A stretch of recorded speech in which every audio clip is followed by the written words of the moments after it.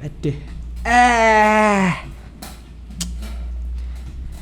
Ya, sepi banget ya ini ya klinik kalau hari libur ya. Ya jadi sebenarnya ini saya ini lagi libur. Tadi sopir saya itu lagi ulang tahun, rumah saya dipinjem buat pesta ulang tahun. Daripada saya dada nganterin ya sehari-harinya, jadi ya saya perbolehkan saja rumah saya beserta isinya dipinjam dulu ya selama 1 hari. Ya, balik lagi ya sama saya ya. Ini sebenarnya dokternya ada tapi libur ya. Jadi ya udahlah dokter gendeng aja ya. Ya, hari ini saya nggak mau jawab pertanyaan aneh-aneh ya. Hari ini saya mau jawab pertanyaan-pertanyaan yang berkaitan dengan profesi dokter. Biar kalian itu lebih lebih dekat dengan profesi dokter, lebih tahu dan ya mengertilah keluh kesahnya seorang dokter itu seperti apa ya.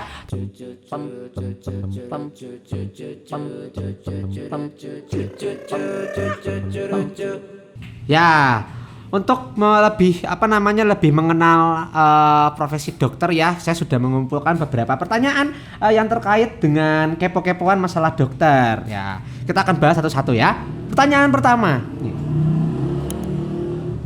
Ya, dok, kenapa sih kalau dokter itu praktek biasanya suka telat terus? Nah, ini sebenarnya udah kita jawab kemarin ya di pertanyaan kita. Cuma kok ketika saya pulang ke rumah saya kepikiran lagi. Kenapa masyarakat itu bisa memikir dokter itu selalu telat, padahal tidak semua dokter itu suka telat loh. Tapi memang gini, dokter itu ya biasanya itu tidak kerja di satu tempat. Dokter itu biasanya kerja di 2 atau 3 tempat, maksimal 3 tempat, karena kita itu memiliki maksimal 3 surat izin praktek. Jadi kalau misalnya saya kerja di klinik A, di rumah sakit B, di puskesmas C, itu bisa, asal kita harus pintar-pintar ngasih jadwalnya. Nah, cuma biasanya ketika kita resikonya adalah ketika misalnya kita di puskesmas A terus paginya terus malamnya itu kita harus di klinik B, yaitu kita tidak bisa nebak juga. Meskipun memang di jadwal misalnya puskesmas tutup jam 2, cuma yang namanya pasien ketika datang masa nggak kita layani. Ntar kalau nggak kita layani muncul lagi keluhan-keluhan yang lain. Kok dokter pulangnya duluan sih padahal pasien masih ada. Nah, itu akan menyebabkan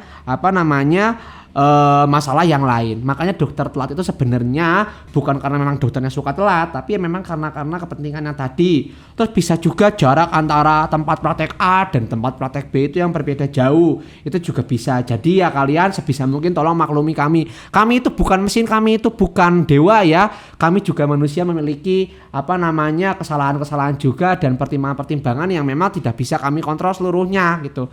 Tapi ya kita juga akui ya wajar kalau misalnya kalian merasa kecewa dengan dokter yang suka telat, tapi ya kekecewaan kalian tolong diimbangi dengan pertimbangan-pertimbangan yang tadi, bahwa ya kita juga dokter itu adalah manusia, banyak kekurangannya juga. Seperti itu ya. Ini lama-lama untuk episode spesial ini kita ganti bukan sehat dok ya, tapi curhat dok. Curhat dok. Curhat dok. Gitu ya. Kita lanjut pertanyaan kedua.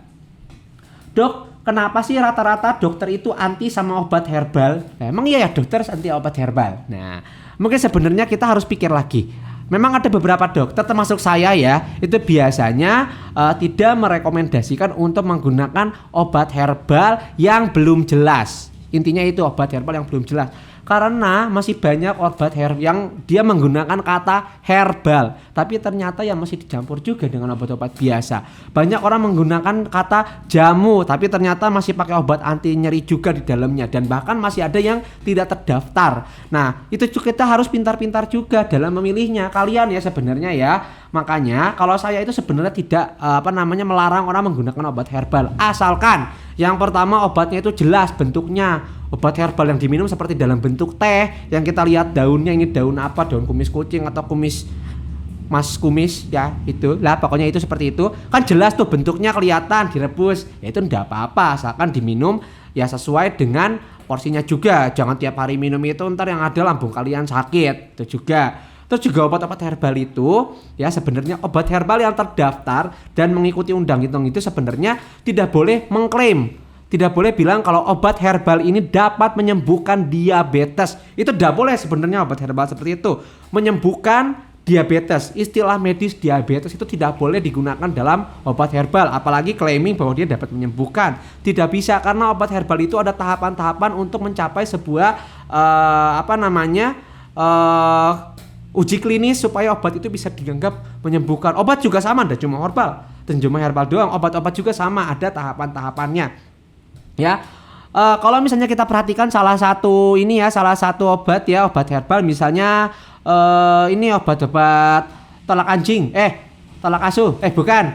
Maksudnya tolak itulah yang tolak angin ya, kita dari sponsori ya.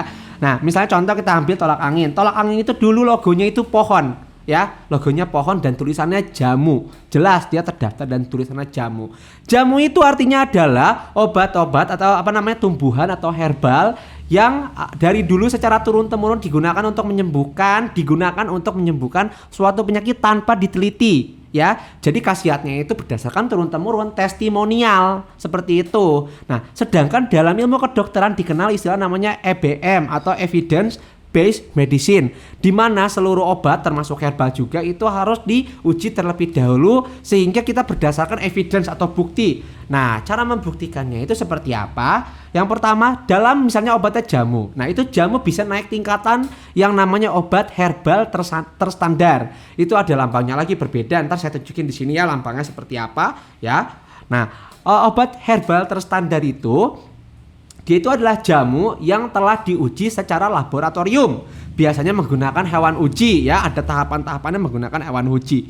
Nah, jika di laboratorium itu sudah teruji secara selular atau secara uji terhadap hewan itu dapat diterima dan hasilnya itu ibaratnya signifikan, ya dia naik ke obat herbal terstandar. Naik dia. Tolak angin sudah lewat itu juga. Misalnya nanti dia berubah, logo yang pohon itu akan berubah jadi logo yang tadi saya tunjukin. Nah, ada lagi tingkatan ketiga. Ini tingkatan yang paling tinggi dari obat herbal, yaitu adalah fitofarmaka. Nah, setelah tadi diuji terhadap hewan ya berhasil atau hasilnya diuji terhadap di laboratorium itu hasilnya bagus, nanti diuji lagi kepada orang-orang dengan populasi yang beragam ya. Misalnya di populasi di Jawa Barat, misalnya di kabupaten tertentu atau di Jakarta, di beberapa tempat terus dengan kondisi-kondisi tertentu.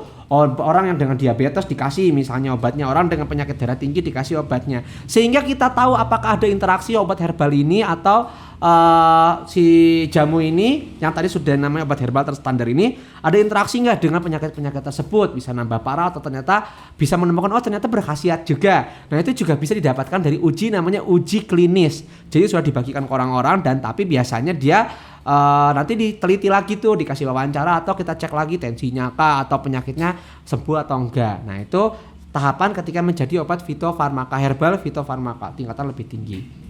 Nah, kalau dibilang dokter anti terhadap herbal atau enggak, kita enggak anti, asalkan sudah berdasarkan evidence based medicine, bukan testimonial ya, seperti itu. Makanya kemarin yang masalahnya ini agak sensitif nih, kita ngomongin masalah kemarin yang masalah dokter T itu ya, yang dia bilang mengklaim metodenya itu dapat menyembuhkan banyak penyakit ya.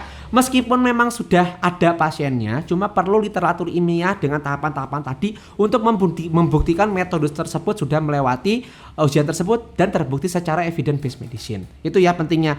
Bedanya dokter dengan yang lain itu adalah dokter itu berdasarkan bukti, bukan berdasarkan testimoni. Itu ya. Makanya kalian juga harus mengerti, dokter bukannya keras, bukannya kita terlalu mata duitan. Oh, semua penyakit harus ke dokter. Enggak. Karena kebanyakan itu yang sudah minum obat herbal atau misalnya obat-obat alternatif itu bawa ke kita itu udah parah gitu loh. Sebenarnya bisa disembuhkan. Cuma karena kepercayaan masyarakat terhadap dokter yang sudah berkurang, ya kita jadinya juga jadi kena batunya juga. Kalau bisa kita cegah, kenapa enggak? Seperti itu ya.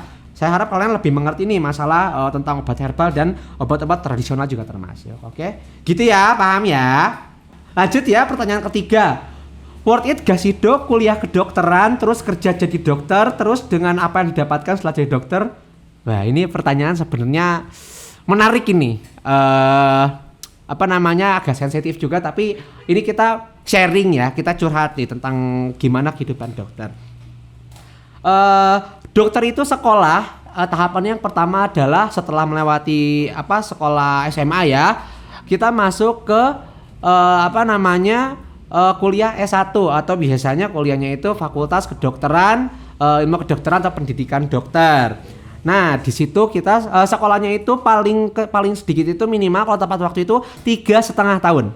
Nah, setelah kuliah 3,5 tahun barulah kita dapat gelar sarjana kedokteran. Belum jadi dokter ya, masih sarjana kedokteran. Nah, untuk menjadi dokter kita harus melewati 2 tahap lagi, yaitu adalah koas atau lebih dikenal dengan istilah koasisten atau dokter muda. Nah, ini beda-beda, tiap kampus beda-beda. Pendidikannya disebut dengan pendidikan profesi karena kita mencari gelar dokter, bukan lagi esket. Nama kegiatannya itu adalah tadi kita koasisten, jadi koas atau dokter muda. Tiap kampus beda-beda, ada yang cuma 1 tahun, 1,5 tahun, ada yang sampai 2 tahun, tergantung beda-beda. Kita tambahin tuh tadi udah 3,5 tahun, tambah pendidikannya tadi koas itu 1,5 tahun lah, kita ambil tengah-tengah, sudah berapa? 5 tahun. Bener ya? 3,5 tambah 1,5 ya 5 tahun tuh, 5 tahun itu dapat gelar dokter. Koas itu ngapain aja sih dok? Nah, koas itu kita bukan kuliah lagi, kita nggak di kelas kuliah lagi, tapi kita udah ke rumah sakit, kita ketemu sama pasien, kita anamnesis pasien, kita mendiagnosis pasien, tapi masih disupervisi dengan dokter spesialis dan dokter umum yang ada di rumah sakitnya. Jadi kita belum boleh mendiagnosis secara langsung, kita bolehnya mengusulkan diagnosis. Nah, nanti dokternya lagi yang oh ya kamu udah benar, atau misalnya oh kamu masih kurang, nanti kita belajar lagi. Jadi kita belajar langsung terhadap pasien tapi belum ada tanggung jawab. Itu namanya dokter muda atau koasisten. Secara kompetensi kita sudah memiliki ilmu-ilmu kedokteran di esket tadi, si sarjana kedokteran. Tapi kan kita belum ke pasien, kita belum tahu kondisi kita itu koas itu adalah proses kita menyamakan teori dan juga di lapangan. Nah, makanya itu sangat penting, oke? Itu yang kedua. Tahap ketiga belum selesai, kita belum bisa praktek, belum bisa kerja. Kita harus lagi yang namanya internship. Nah, internship itu ibaratnya magang. Kita di rumah sakit, kita bekerja sama dengan Kementerian Kesehatan dan juga rumah sakit, itu kita program internship itu selama 1 tahun. Mirip dengan koas, tapi wewenang kita lebih banyak. Kita sudah punya namanya surat izin praktek ya. Kita sudah menjadi dokter, sudah bisa menterapi, sudah bisa nulis-nulis, tapi sifatnya sementara, hanya 1 tahun. Karena ketika dapat tanggung jawabnya masih di dokter DPJP atau dokter penanggung jawab atau spesialisnya ya. Jadi kita belajar lebih inti lagi, lebih detail lagi, lebih intim lagi kepada pasien. Kita punya wewenang lebih banyak, tapi ya dengan tanggung jawab kita sudah megang tanggung jawab sekarang selama 1 tahun. Jadi total sudah berapa? Sudah 6 tahun kita. Nah, setelah itu, setelah beres masa internship, baru kita bisa menjadi dokter. Ya, tahapannya seperti itu. Balik ke pertanyaan tadi, worth it nggak sih dok? Kuliah kedokteran sepanjang itu? Ya worth it sebenarnya, tergantung apa yang kita kerjakan. Ketika kalian sudah jadi dokter, pilihan pekerjaan itu adalah beragam. Banyak banget ya. Sudah biaya kedokteran itu lumayan ya, saya tidak bisa bilang murah ya, meskipun ada yang mendapat beasiswa itu bagus, tapi ya biaya kedokteran itu kalau diuangkan ya, kalau misalnya kita hitung secara uang ya ratusan juta, bahkan ada yang sampai 1 miliar lebih gitu kalau misalnya tergantung kalian kuliah di mana. Itu ya seperti itu. Terus kualitas apa enggak? Pekerjaan dokter itu bisa menjadi yang pertama buka klinik sendiri. Yang kedua bisa kerja di rumah sakit, bisa dokter di bangsal atau di ruangan atau di IGD ya. Yang ketiga dokter itu bisa bekerja di perusahaan, jadi dokter perusahaan, atau bisa struktural, kalian jadi direktur rumah sakit atau direktur atau namanya kepala puskesmas dengan sekolah lagi, biasanya sekolah manajemen atau sekolah dengan titel khusus untuk kepentingan tersebut. Nah, atau misalnya kalian juga bisa menjadi researcher atau bisa menjadi peneliti. Ya, prospek kerjanya banyak. Worth it apa andanya tergantung bagaimana pertimbangan kalian. Bagaimana kalian saya mau praktek, tapi kalian kan praktek bisa 3, maksimal 3. Kalian harus hitung-hitung sendiri. Ya, gajinya memang sangat beragam. Gaji bisa jadi dari gaji 3 juta atau bisa jadi angka puluhan juta juga bisa, tergantung kalian bagaimana pekerjaannya, berat bebannya atau tidak. Worth it sebenarnya worth it tergantung dengan beban kerjanya juga. Kalian harus pintar-pintar juga kalau misalnya kalian nanti mau jadi dokter ya, itu harus pertimbangan masa depan yang harus kalian pikirkan sampai ke pekerjaannya kalian mau di mana, seperti itu. Terus apa yang didapatkan sesuai apa enggak?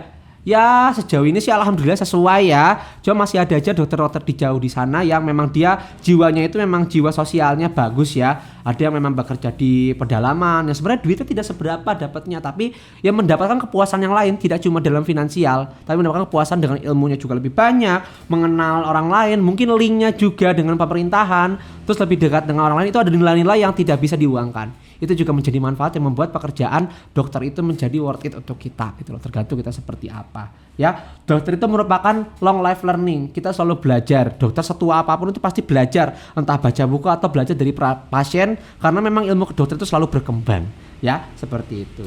Oke, pertanyaan selanjutnya ya, dok, kenapa sih kadang hasil diagnosis dokter dan satu dengan dokter yang lain itu selalu berbeda. Nah, gak selalu ya, maksudnya kadang berbeda. Nah, ini juga menarik sebenarnya. Ilmu kedokteran itu kan tadi terus berkembang, seiring berjalannya waktu ya kita harus belajar terus gitu loh. Beda-beda itu sebenarnya kadang gini, pasien itu kadang udah ngerti, oh ini pasien ini ibu kena penyakit mah. Dokter A, dokter B, oh ibu dispepsia. Ya mah dispepsia itu sama aja, gastritis ya sebenarnya gejalanya sama aja gitu. Cuma butuh pemeriksaan lebih lanjut. Dokter umum dan dokter spesialis biasanya diagnosisnya itu kadang berbeda, bahkan sering berbeda. Karena ketika di dokter umum kita hanya memberikan diagnosis garis besarnya. Butuh pemeriksaan lebih spesifik di dokter penyakit dalam misalnya. Ntar ada pemeriksaan lagi laboratoriumnya atau misalnya pemeriksaan dengan menggunakan kamera dari mulut. Nah itu ketika sudah ditemukan nih penyakitnya apa, balik lagi yang tadi saya bilang, dokter itu selalu berprinsip evidence based medicine. Semua itu harus ada buktinya. Nyeri lambung buktinya apa nih? Selain dari gejalanya, ditanya juga pola makannya seperti apa. Oh cocok, baru kita diagnosis. Nah bisa lagi dengan lebih lanjut, kita lihat lagi pakai kamera ke dalam. Oh lambungnya ternyata ada luka, jadinya gastritis erosiva. Setelah ada bukti baru kita masukkan ke dalam diagnosis. Setelah ada bukti baru kita kasih terapi, itu yang dimaksud dengan evidence based medicine. Karena ya prinsip kita adalah memberikan yang terbaik dengan patient safety, keamanan pasien. Salah satunya dengan evidence based medicine, sudah melewati banyak tahapan. Itu yang menyebabkan kadang dokter itu beda. Atau yang paling sering adalah, dok kenapa saya hari pertama masuk rumah sakit dibilangnya tifus tapi ternyata hari kedua DBD. Itu juga sering karena hasil laboratorium itu biasanya munculnya itu setelah hari keempat atau hari kelima dari demamnya muncul. Nah itu juga bisa membuat bukan diagnosisnya berubah, tapi baru ketahuan setelah hasil labnya muncul. Itu ya tadi evidence based medicine, seperti itu ya. Ya itu sih, saya harap kalian juga bisa lebih mengerti ya kenapa, bagaimana sih cara pola pikir dokter meskipun kalian bukan dokter ya. Karena dengan kalian tahu, kalian juga bisa lebih memahami bagaimana kalian bisa memperlakukan diri kalian sendiri terhadap ketika kalian misalnya mau ke dokter atau seperti apa dengan prinsip-prinsip tadi. Oke, itu aja ya. Ya kayaknya ini pesta ulang tahun supir saya sudah selesai. Dia sudah tin di depan mau menjemput ya. Gitu aja, terima kasih ya, dadah.